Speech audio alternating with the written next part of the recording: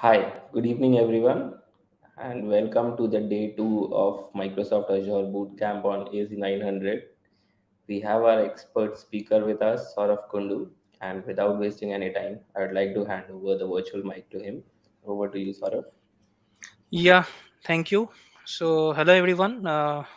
So, today is day two of this AZ900 session. So, without wasting any further time, I will be starting the session today.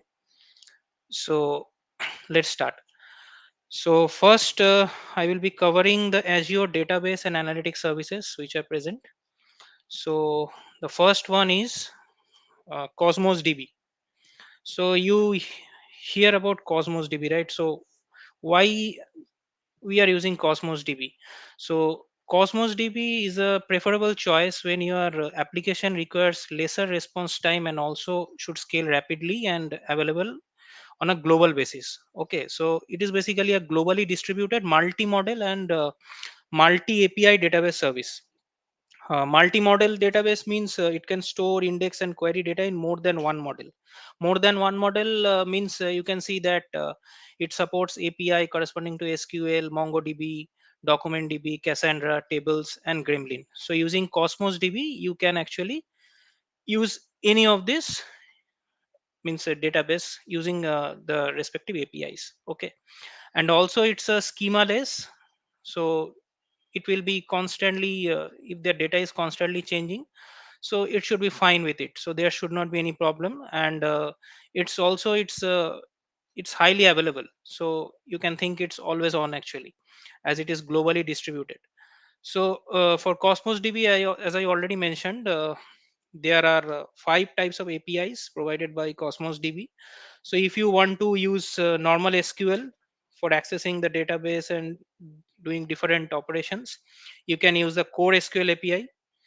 And if you want to host a MongoDB compatible database, so suppose you already have an existing MongoDB workload and has a plan to migrate to Azure Cosmos DB, so you can use the MongoDB API option. You have also the Cassandra API. So if you need to host a Cassandra compatible database, similarly, uh, you can use this API, and it is also recommended if you are means having an existing Cassandra workload and has a plan to migrate to Azure Cosmos DB. Gremlin API is the fourth option. So, what is Gremlin API? So, if you need to host a graph-based database, so graph-based database is normally used in case of social networking, recommendation engines, etc. So, if you have a graph-based database, you can go with Gremlin API and use Cosmos DB. And the last one is Table API. So, you need to store data in forms of tables, but it will be in a key value pair. Okay, so there is also this option called Table API. So we have five APIs: Core SQL API, MongoDB API, Cassandra API, Gremlin API, Table API. You have to choose which option you should be taking based on your current scenario. Okay, so let's move into the portal. So if you search here using Cosmos DB, you will be getting this option. This page will be loaded, as I've already created one Cosmos DB in the interest of time. So it is being displayed here. So I've already opened this one here. So if you go here, you will have different options here. So what I have done, I have created one database here. Within that there is an employee table. Okay, so here what happens is the data is stored in this format because I have been using the SQL API option. So you can see here as well, when you are not here, just a minute, if you are going with the create option, you will be having all these five options within Cosmos DB. Okay, so as I've already mentioned, core SQL API for MongoDB, Cassandra, Azure Table, Gremlin, all are available here. So based on your requirement, you can select from any one of them. So I have selected this core SQL option. So after selecting, I have created a database. Within that, I have an employee table, but the data you can see are stored in this manner. Okay. So in this manner, the data is being stored, ID, employee ID, in a JSON format. So you can use normal query to actually query it from database. If you execute it, all those records which are as per this given filter condition will be displayed here, and also in a JSON format. Okay, so in this way it is much more easy uh, to actually have if you're using this JSON thing, so you can add some other properties as well, right? So it should not be much challenge. So this is a good option for this. You can also add store procedure, user defined functions, triggers if you require them. And you can also delete from here. You can also create some new query, and different options are there as well. You can also choose from here as well. And here also a new container and a database, there is option. I've created one database here. And you can also connect to Azure Synapse. I will come afterwards what is Azure Synapse. You can also connect it to GitHub from here. So many options are there, you can choose accordingly. Okay, so now if you go to this different features, if you go to this option, replicate data globally. So as I told you that Cosmos DB is a highly available database.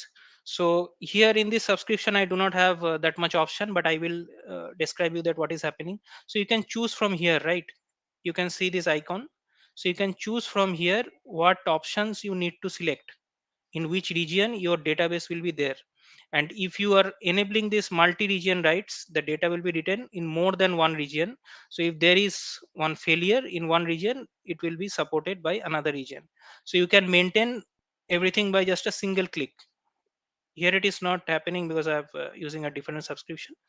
But yeah, so if you just click these things, you can see that there is the regions being added here.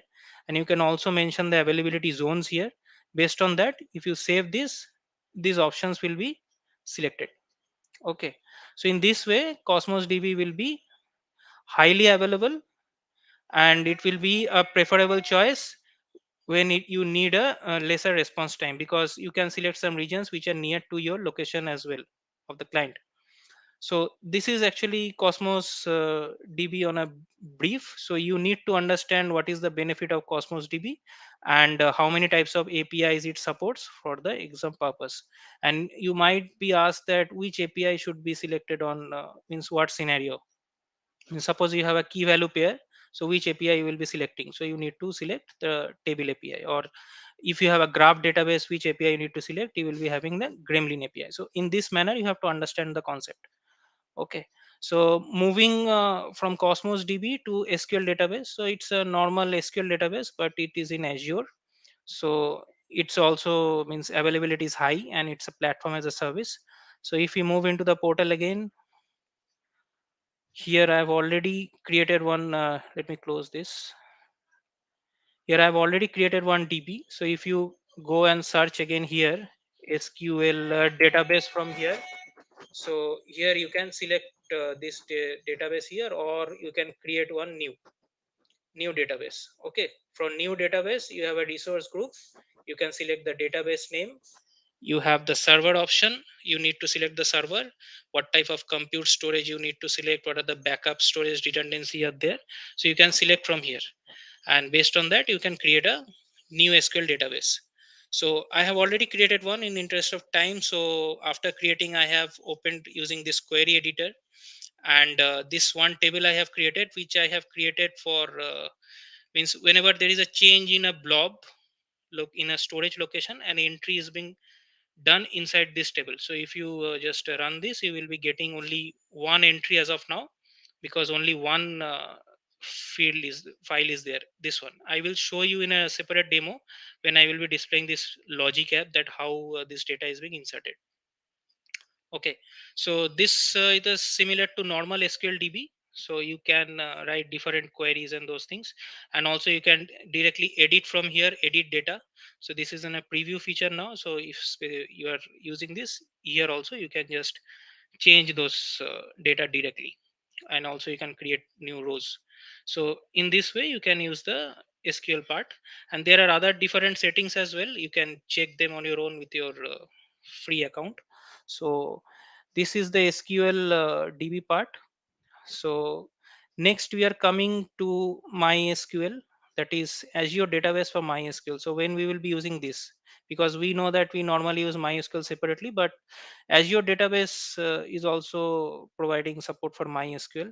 So Azure Database for MySQL is a relational database service in the cloud, and it's based on MySQL Community Edition database engine. So you can easily migrate your existing MySQL database with minimal downtime. And as it is in the cloud, it's 99.99% availability is there. And also there is an option, you can use point in time restore to recover a server to an earlier state as far back as 35 days. So there are different options available in cloud. So if I move into the portal again, so this one, let me close. Here if you go and mention MySQL servers, so here I have already created one, so you can create from here. So different options are there. I have selected this single server option. So this is the screen for MySQL. But you, to access the data, you need to actually install a MySQL workbench. Okay, so you need to install a MySQL workbench. You need to download it from internet and just install it, and you connect it. Okay, you need to make a new connection from here in this manner.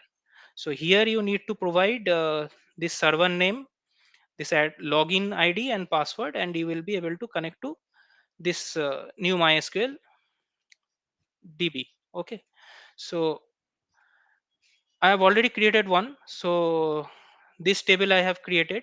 So you can see that we can just normally, we can just perform some normal queries on this, and we will be having result according to that.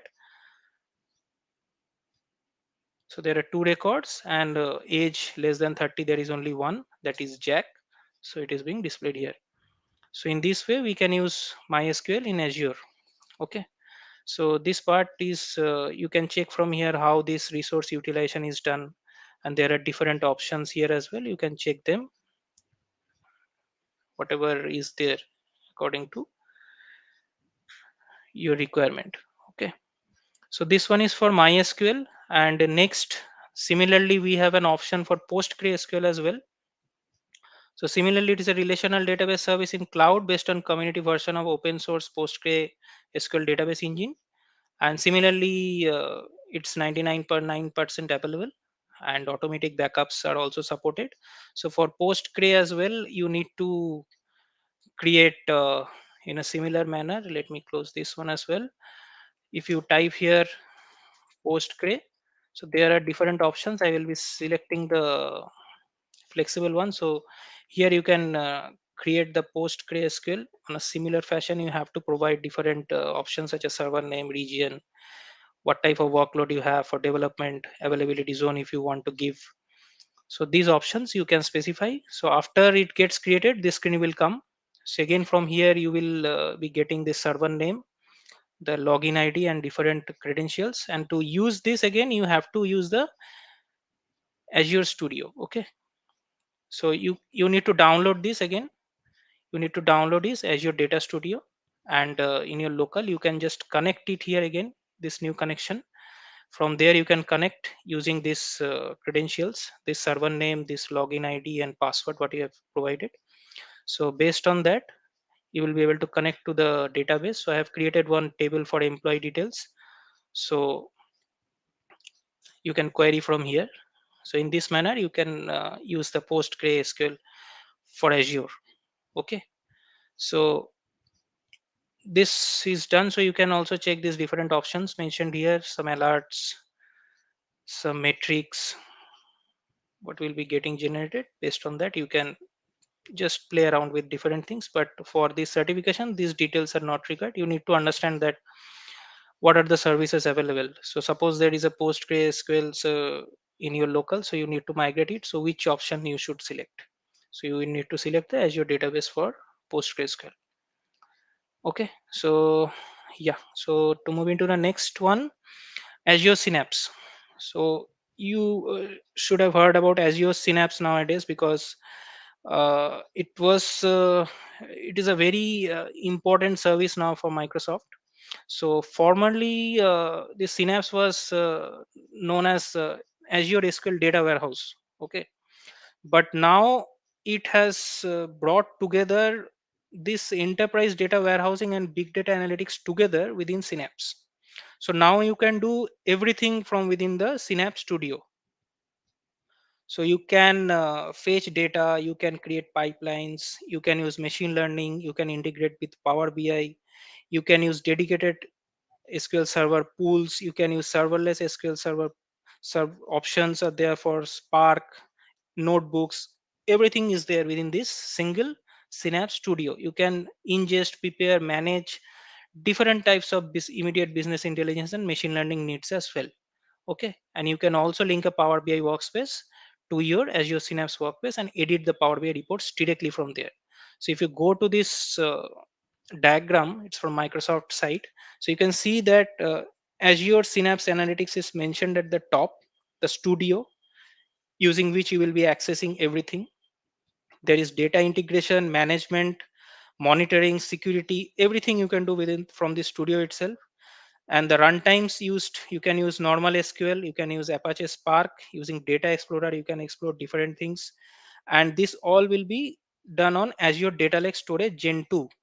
So Gen 2 is an option there. So when you are creating a means container or blob storage there, you need to specify a checkbox, okay, for this Gen 2 option. So if you need to work with the big data analytics things, so you need to select the Gen 2 options, because it will provide you an hierarchy structure which is not normally present in the normal blob storages. Okay, so now this is the core place. So you can see that with this on-premise data, cloud, SaaS data, streaming data, you can ingest here and can do different transformations, different work according to the business needs. And after that you can generate the reports using Power BI. You can also use Azure machine learning for predictive analytics, or this will help the data scientist at will to work with this, and Azure Purview for other purposes. You can also, for governance and those things, you can use Azure Purview as well. So all these things are coming within Azure Synapse Studio. So let us go to the portal. So this is let me first show you in Synapse. So you need to select this Azure Synapse Analytics. So if you create from here, you will be having the same sort of options. You have to select the workspace, you have to select an account name, file name, the resource group, security, networking, those things. So I've already created one, so let us enter within that service of Synapse. So you will be getting all these options here. Okay, within this there is an option, this open Synapse Studio. So once I click on this, it will be, this is the Synapse Studio, it will be opened. Okay, so you can see that there are different options here: home, data, develop, integrate, monitor, manage. Everything you can do from within this studio only. So in home there are also different buttons. You can directly go from here as well, or you can access them from here. So data is mainly related to whatever data is present. So currently if you go here, this is the connection string. It is done to connect with this data like storage Gen 2. So whenever you are creating some new connection, you have to use those linked services from there. So different database related things will be here. In develop, you have SQL scripts, you have notebooks, data flow, everything is there. Here you can write your queries to access different databases from the different places. Means it can be from a normal SQL, it can be from blob, it can be from anywhere else. You need to just connect it from here and can access these things.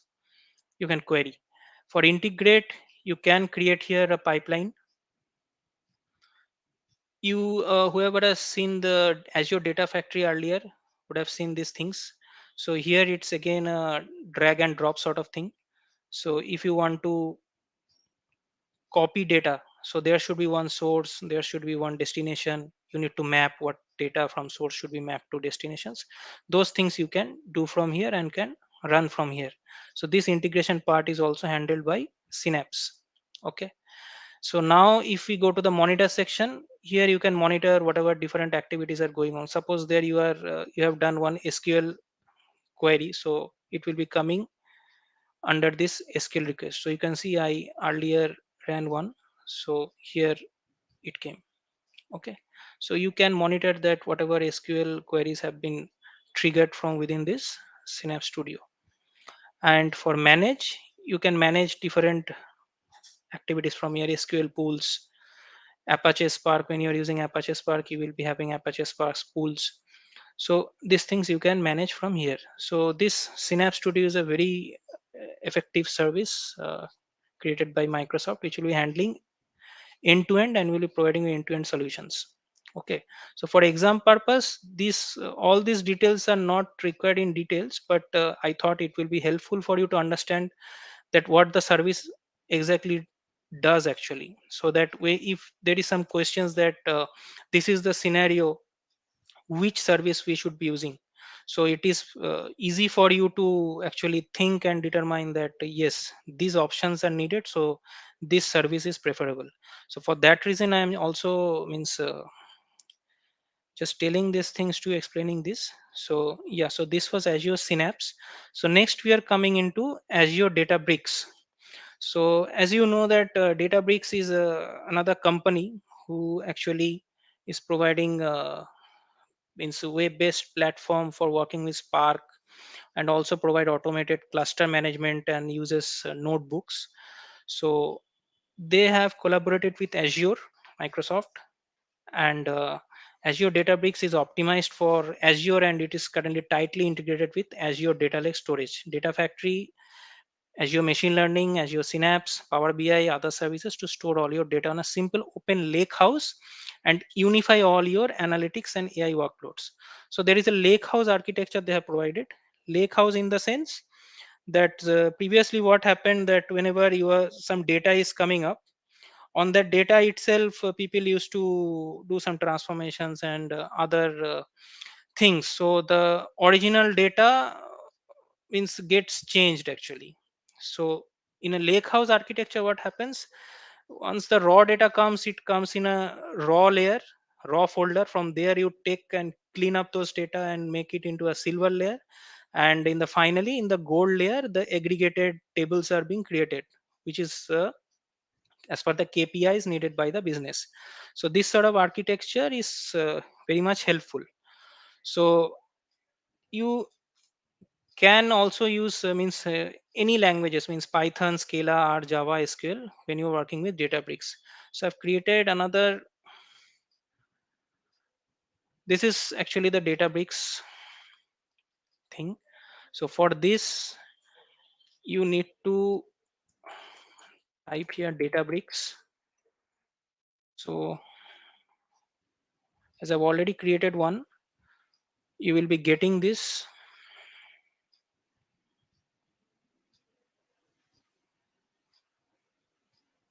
From here you will be launching the workspace. So once you launch the workspace, this will get opened.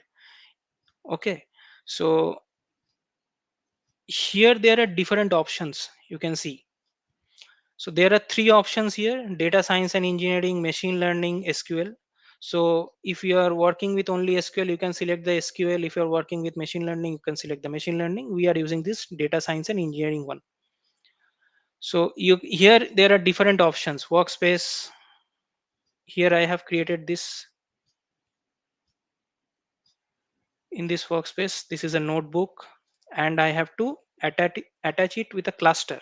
So what is cluster? So if you go to compute, you need to create here a cluster to execute the notebooks.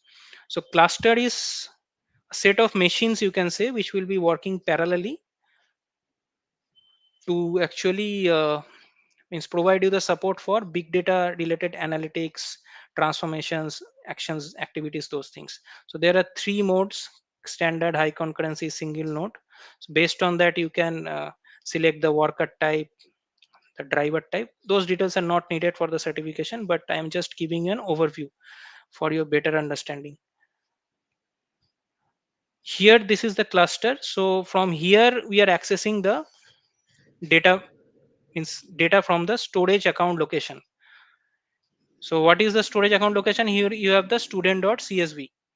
O- so here we will be querying it directly from here. First of all, we need to mention different configurations. So here we are mentioning storage account name, client id, tenant id, client secret.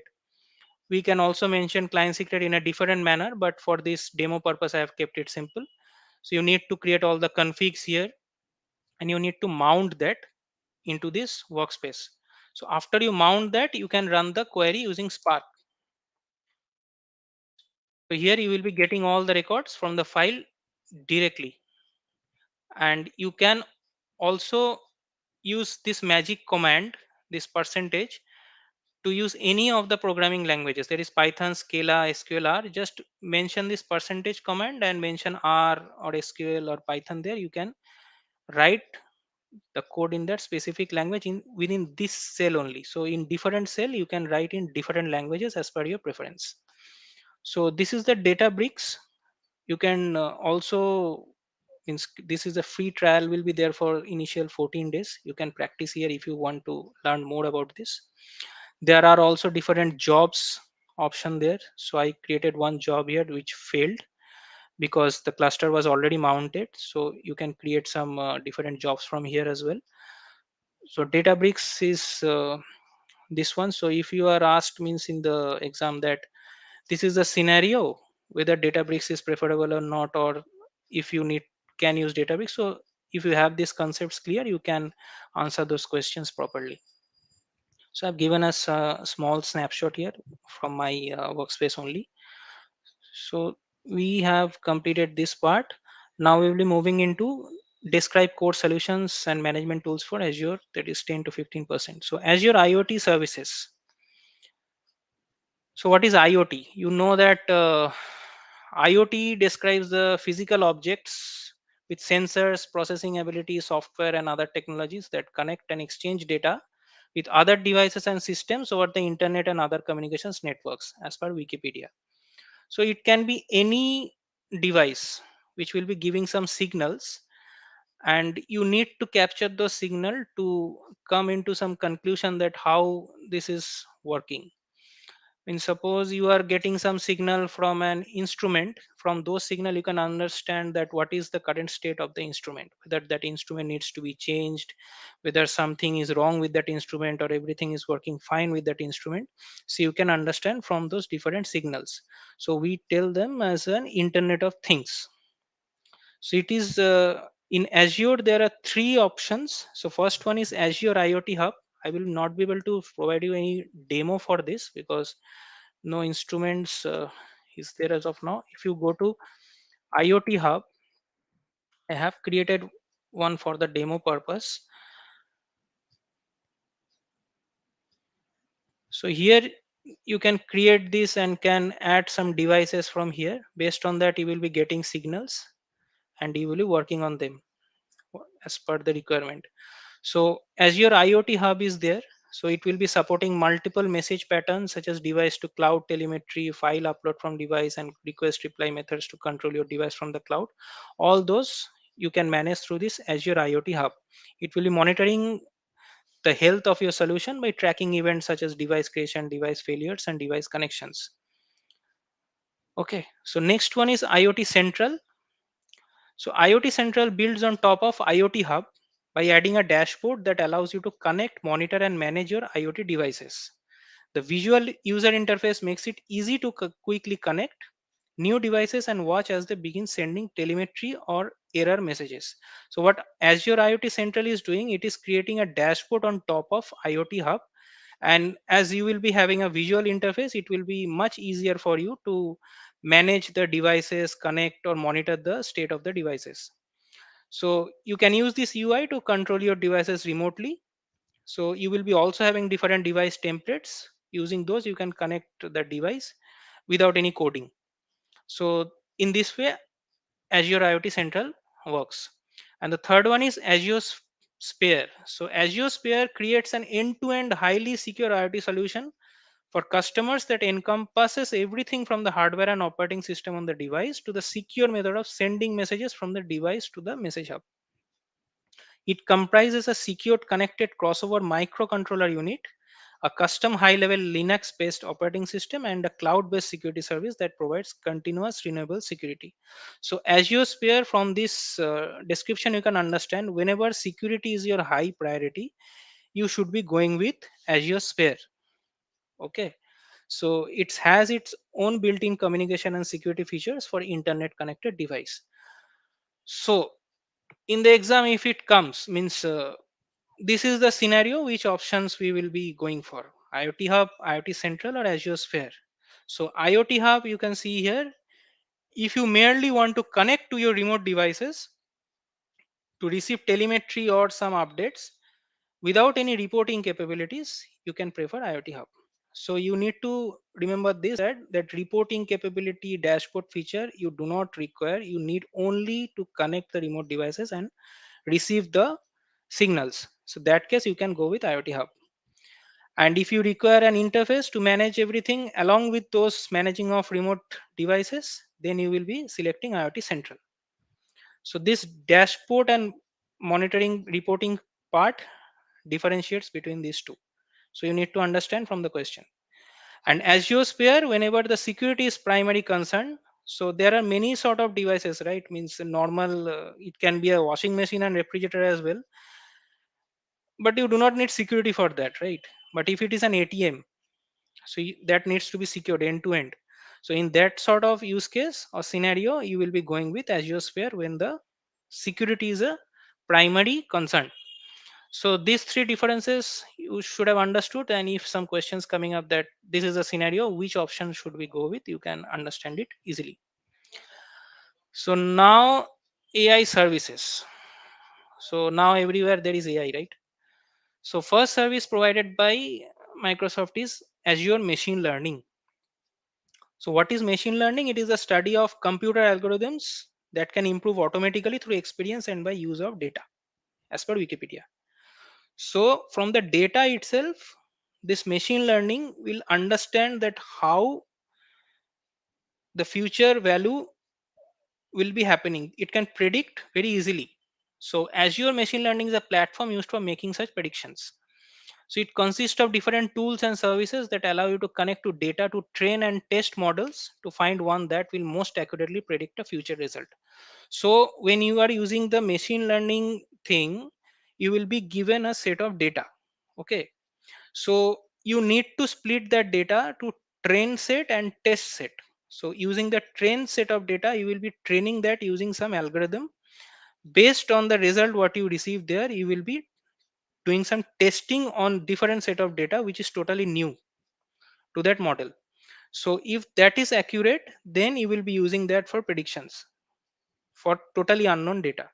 So you will be running experiments to test the model, you will be deploying that, and you will be providing a API endpoint. So if you are providing certain, suppose there are three columns, okay, A, B, and C, and you are just predicting a P column, so you will be providing A, B, and C value, and based on that, a predicted value in the P column will be generated. So that P value you will be requiring. So that is the main thing. With more data, the more accuracy will come. So normally it is used by data scientists to design and training algorithm on your own. So if we go to the site, this is the Azure machine learning thing. Let me close this. If you go here, machine learning, here you will be having an option launch studio. So after I launch the studio, this studio will open. Okay, so there are many things you can see here. Is designer, data sets, experiment pipelines. All those details you do not need for the exam, but I'm just giving a brief overview that how this machine learning things work. So here different set of assets are provided. Some data sets are there, sample data sets are there, some data input, output options are there, transformations options are there. You need to just drag it and drop it here. Okay, you just drag it and drop it here. Machine learning algorithms, the algorithms are already there. You do not need to write anything. Just drag and drop here, and you have to provide different parameters. Based on that, it will be working. So what I have done here, I have taken this sample data set. From there, I have selected few columns. So from here, you can select some columns. First of all, you can also view the data from here. Let me show you preview data. So this is the data available here in that data set. So there are different sorts of columns you can see here mentioned. So if you click on any one of the column, some more details will be provided here. So 4 and 2, what is 4 and 2? Number of doors in that automobile. So there are only two options, right? 4 and 2. No mean median option is there because it's just it's not a number actually. So now if you go to the wheelbase, there are different sorts of wheelbase you will be getting here. This mean, max, standard deviation, those things for the numerical values. So in this way you can check that what are the data currently available. You can select, you do not need to select all the data. So you can also select few columns. I have removed two columns from here, so those two columns are not here. So rest you need to split the data in a percentage for training and scoring. Means what is the score, and you use this machine learning algorithm. You can also use this one. So in score you can also preview the data scored data set. So in scored data set you will see that there is a scored labels and a price. So you need to accurately means predict this one, this code levels. The much it is closer to the targeted variable, the much it is better. It is a good model actually. So this is just an overview, means how this machine learning studio works. You can go here and check, but always remember, once you are done with it, remember to delete those resources, because we are using very costly computes here. So you need to actually delete those resources once you are done with the practice. So this was the machine learning part. Now let's move on to cognitive services. So what is cognitive services? So Azure Cognitive Services provides pre-built machine learning models that enable applications to see, hear, speak, understand, and even begin to reason. And the developers can use this in a few lines of code. So what are the different categories for these cognitive services? So there are four categories. One is language service, which allows you to process natural languages with built-in scripts, sentiment, and learn how to recognize what the user wants. So suppose some customer is providing some feedback, so from that feedback itself it will be able to understand whether the customer is happy or he has some complaint, so he can differentiate based on that. And the problem can be addressed in that manner. And from speech service you can translate from one language to another. You will be speaking in English and it can be generated in some different language or vice versa. From vision service you can recognize and identify capabilities when you're analyzing pictures, videos, and other visual content. So nowadays you will see that in a picture, at a square box come, this is 99% person, this is some percentage car. So these things they detect right from a single picture. So you can use the vision services on that. For decision services it will be providing you personalized recommendations to the user. So now if you're going to buy some product, you always get some recommendations, right? So how that happens? So this sort of services helps, means you have bought this type of things earlier, so now you will be preferring the similar sort of things. Or a person like you, your choices matches with some other person's, that person has bought this suppose ABC item, so that ABC item will be recommended to you. So this type of things are done using this cognitive services. There is one link, I will not be giving any demo for this one. So there is one link, you can visit this, and here you will be having all the details. Okay.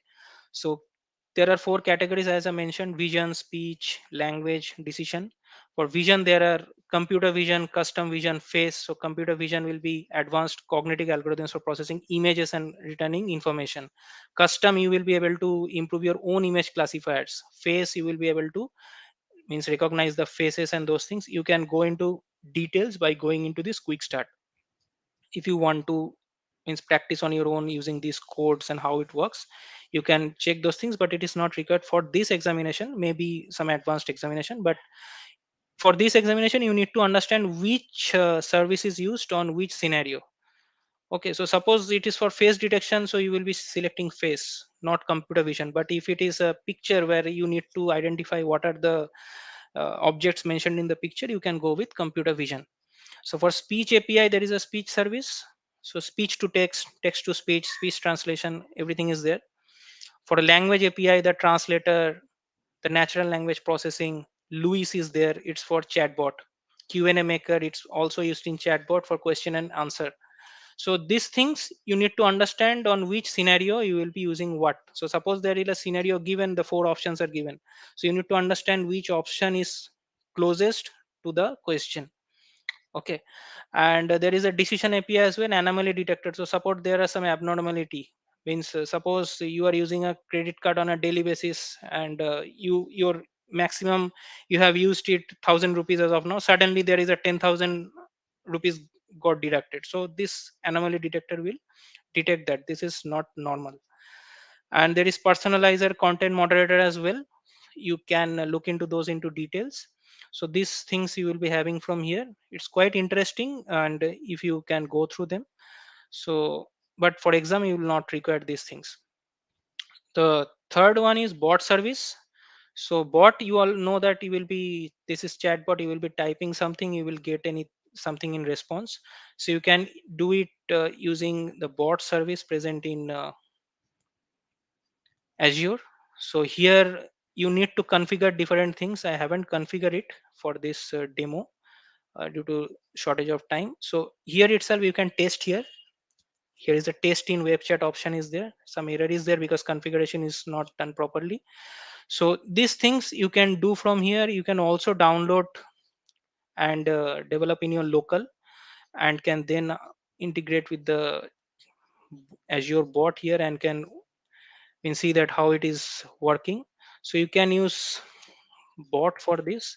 So if you go to this bot service, if you go to create, you will have different options there already. So I have selected Azure bot. So from here you can create different bots.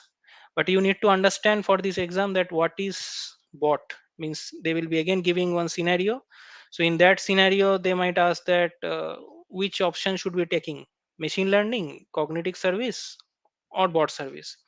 So machine learning you will be used whenever there is some predictions is required, some predictive analytics is required. Cognitive service may be required for natural language processing or speech or vision or decision or recommendation. Bot for chat purpose, means quick question is coming up nowadays, everywhere there is some bots, right? The human interaction is much lesser. So in those scenarios you will be selecting the bot service. So these three options are there for AI services. And now moving into serverless technologies. So Azure Functions, I have already given one demo yesterday. So this only means running a service, and there is no infrastructure code. So there is another one, Logic Apps. So Logic App is a low code, no code development platform hosted as a cloud service. So it helps you to automate and orchestrate tasks, business processes, and workflows when you need to integrate apps, data systems, and services across enterprises or organizations. Designed in a web-based designer and can execute logic that's triggered by Azure services without writing any code. This is the most important thing. Without writing any code. In Azure Functions, you saw that you have to write some code, right? Let me go again. If you remember, I showed you yesterday. If you go to Function app,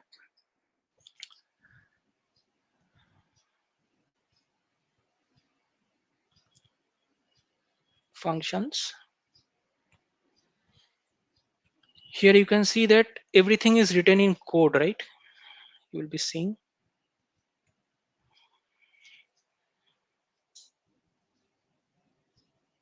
everything is written in code, right? But in Logic Apps, here is that Logic app that I've written. Everything is as a component. Okay, so this you will be just adding a new step here. Adding a new step, you will be given certain options from here already present. Based on your requirement, you will be just selecting that and it will get added like this. So what I have selected, that when a blob is added or modified in a certain storage account, certain container, there will be a row inserted in a specific table and a mail will be triggered. Okay, and it will be checking on 1 second. Every 1 second it will do. So let me upload a file here. Let's see whether it works or not. I didn't check this one. So student latest. Okay, let me upload it. It got uploaded. Now let me open the SQL database. I've already closed this. Query editor.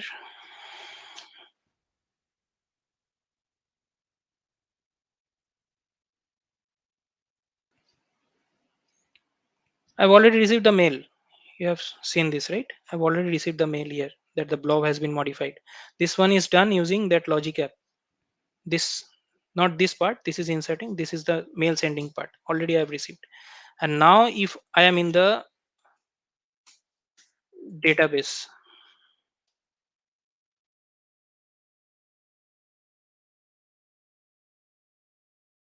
so let me execute the query. So you can see another entry is there. So this file has been uploaded in this path at this time. So I have mentioned it here that once it is updated, this blob tracker table name should be updated with a record.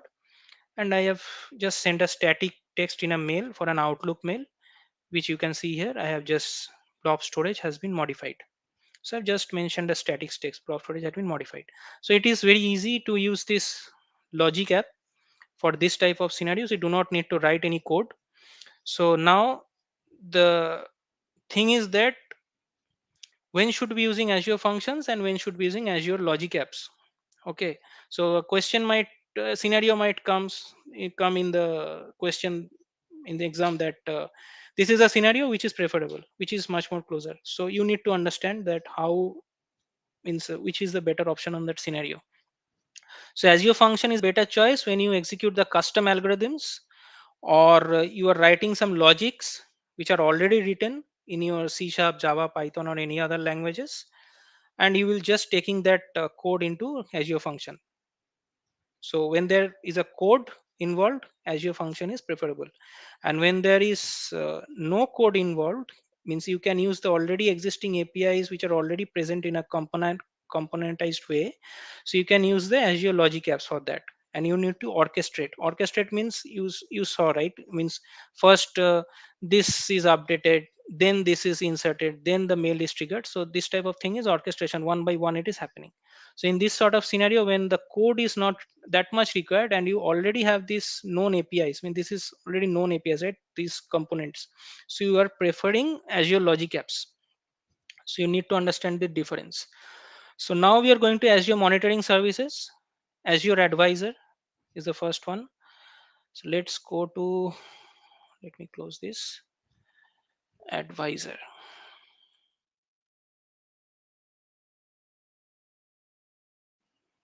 So this is Azure Advisor. So from the name itself, you can understand it is advising something. Means there is something wrong with your existing resources and there is some advice that how you can improve those things. So what is it is actually doing? Evaluates the Azure's resources and makes recommendations to help improve reliability, security, and performance, achieve operational excellence, and reduced cost. Okay, so these things are there: reliability, security, cost, performance, operational excellence, all are there. So for me, as I haven't created much resources as of now, the security part is only showing and rest are showing all as okay. So from here you can understand if anything is advised from Azure to improve your services. So I've just taken a snapshot from Microsoft site. So here it is. I'm just enlarging it. So here all options are there. So there are 5 recommendation for cost. For security there are 63 recommendation. For reliability 10 recommendation. For this 2 and performance 2.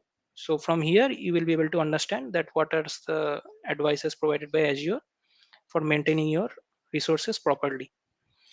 The next is coming up Azure Monitor. So let me go to the monitor.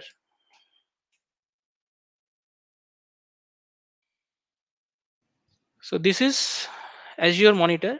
So Azure Monitor platform for collecting, analyzing, visualizing, and potentially taking action based on metric and logging data from your entire Azure and on-premise environment. So there are different options present here already. So you can actually get different insights based on which you will be able to understand that what is exactly happening. Means it is used to help to react to critical events in real time through alerts delivered to teams via SMS, email, and so on. Okay, so different metrics are there, different things are there available. So you need to define some scope on which resource you need to monitor. Based on that, you will be displayed some data here in the graph format, so you can understand that what is exactly happening. So you can use monitor for this purpose. Okay, so here is another thing. So you can actually monitor each and everything, whatever the resources are present here using Azure Monitor. You can try it on your own to see, I mean, how it works. And the next comes Azure Service Health. So Azure Service Health actually provide a personalized view of health of the Azure services.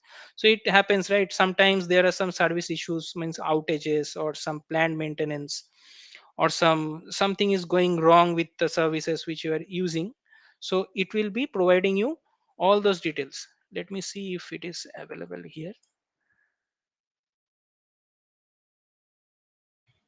So there is no service issues, no planned maintenance as of now. So from here actually you can understand. So here if we go to the image, you can see here, let me enlarge it.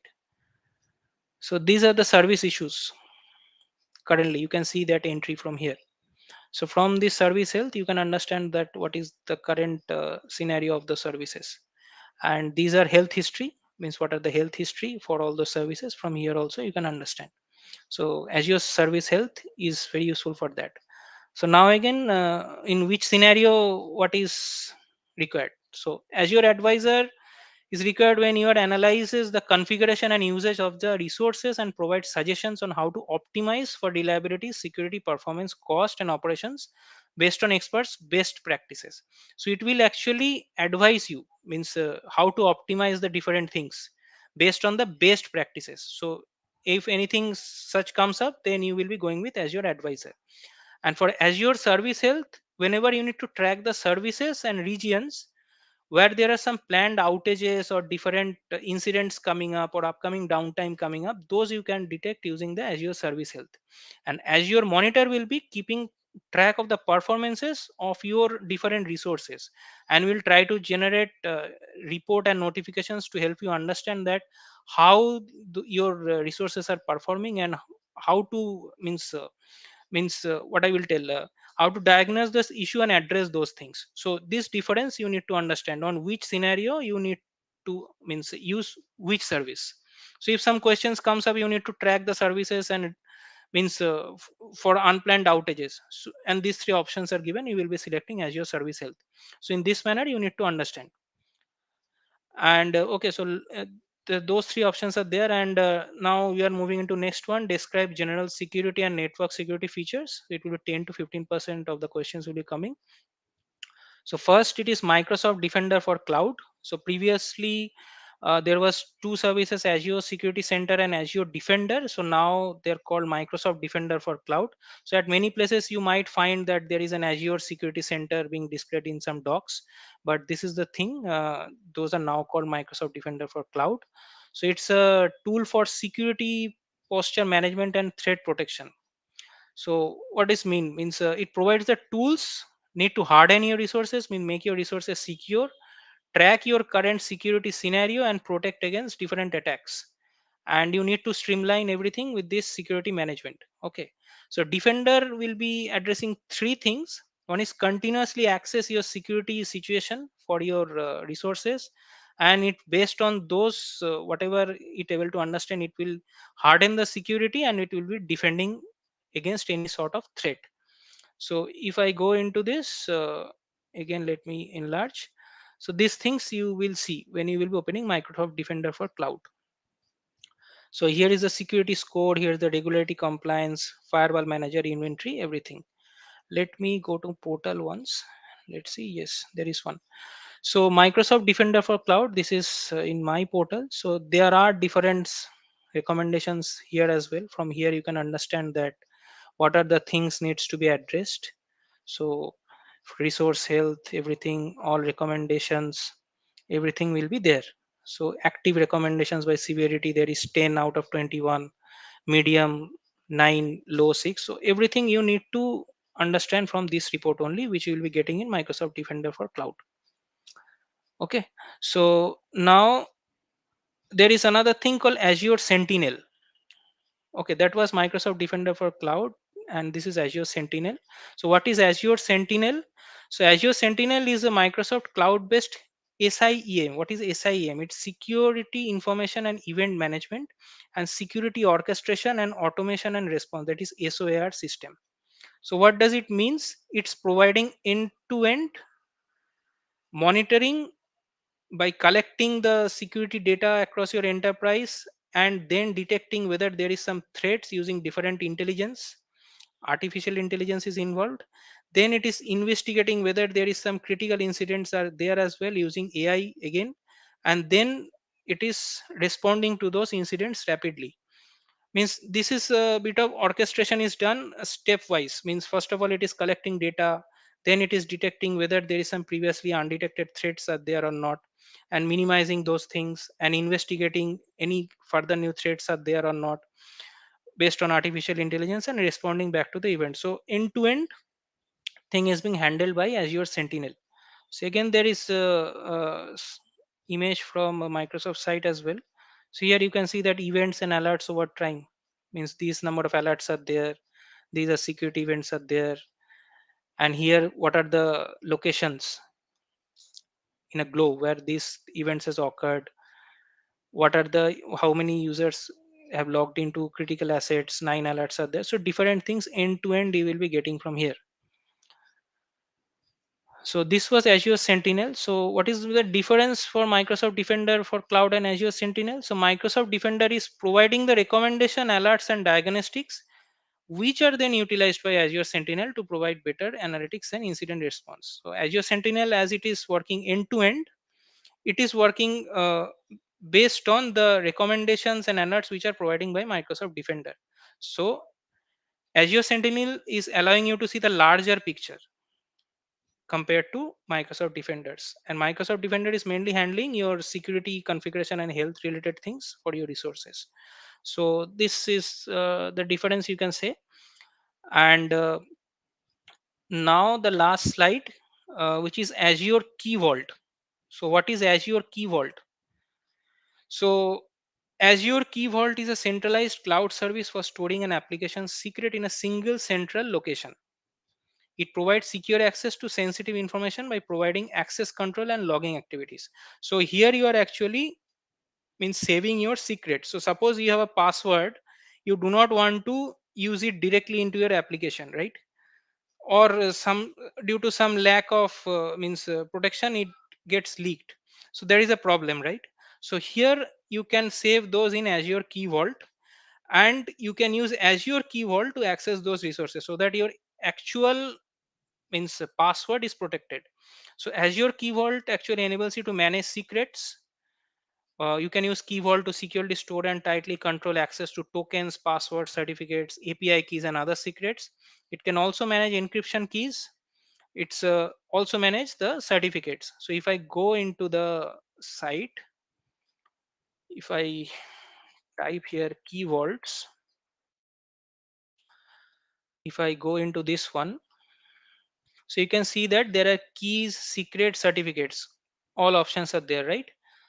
Keys, secrets, certificates. So secrets I have already created one today for demo purpose. So you need to just click here. You need to provide the name, the value, that password which you want to hide. Then you can select the activation date from when this secret will be accessible. You can also select an expiration date. After this secret will not be accessible.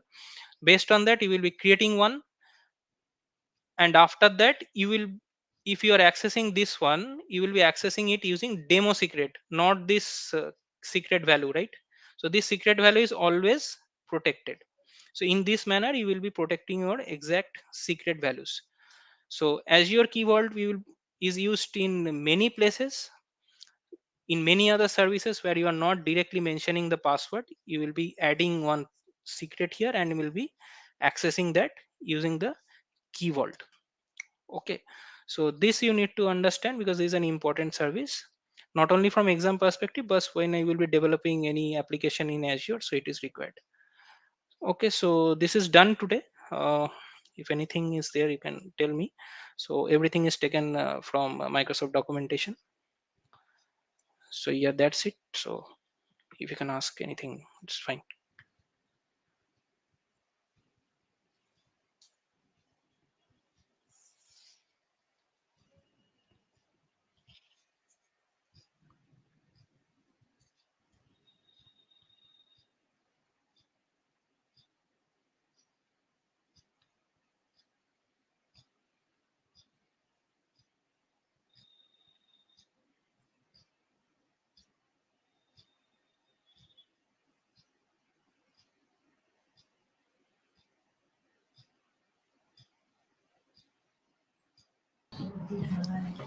Thank you, Saurabh, for a wonderful session.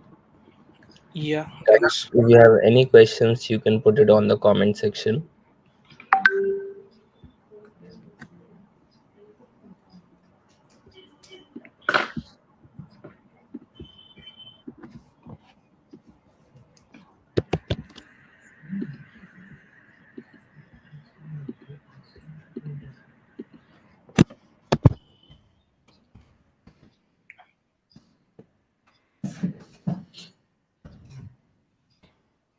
So I guess there are no questions. Thank you, Okay. Saurabh, for such a wonderful session. It Yeah, was great listening to you. Thank you. yeah, thank you everyone. Thank you. Bye. Bye.